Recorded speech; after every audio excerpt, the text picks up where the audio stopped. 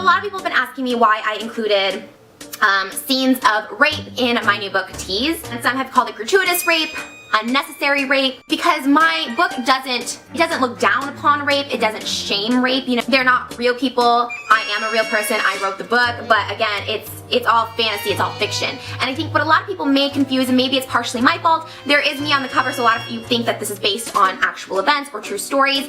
It's not, it's very much fiction. About 90% is fiction, and I would say maybe about 10% is fantasy / role-playing that I've experimented with it or tried. So having said that, is rape a turn on for me? Because a lot of people want to know. There's a thing called fake rape in sexual games where, you know, you pretend to be a rape victim. And while I know that may be really harsh or not right for a lot of people and they may take offense to that, I totally would understand and respect that. Absolutely. But I think you need to understand and respect, at least if you're going to read this book or continue to watch my videos, because a lot of people are like, I'm not going to support you anymore because you talk about rape, you glorified rape. I'm not glorifying rape or actual rape, and in the book they are actual rape. But again, a lot of this is erotic fiction, a lot of it is fantasy. It's fantasies in my head that it would maybe be more role-playing if I were to do or have done in my real life. It's more of a domination kind of thing in a relationship that you would fake rape. If you want the guy to be in total control, it's definitely a healthy way to role-play that out.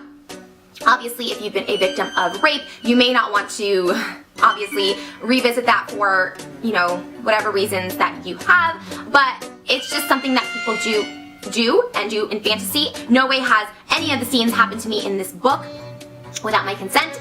I just didn't want it to be confused that I fantasize about rape. It's not rape that I fantasize, or it's not rape that's a turn on, because without a doubt, it's like one of the worst things ever. It's the fantasy rape, the fake rape, and this whole book is completely fake, so any rape in this book therefore is fake rape, if that makes sense. But real quick, I'll just read you guys what's on the back. Mary's an ordinary college girl working at a local diner in order to make ends meet.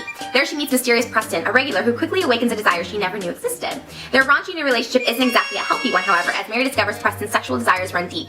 And dark.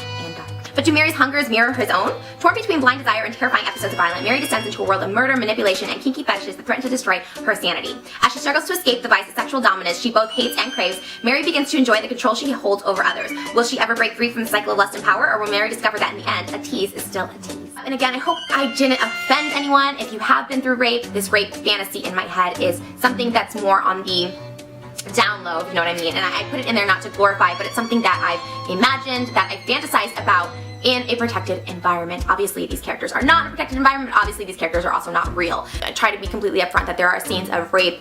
It's very sexual, very vulgar, it is very raunchy, very much erotica.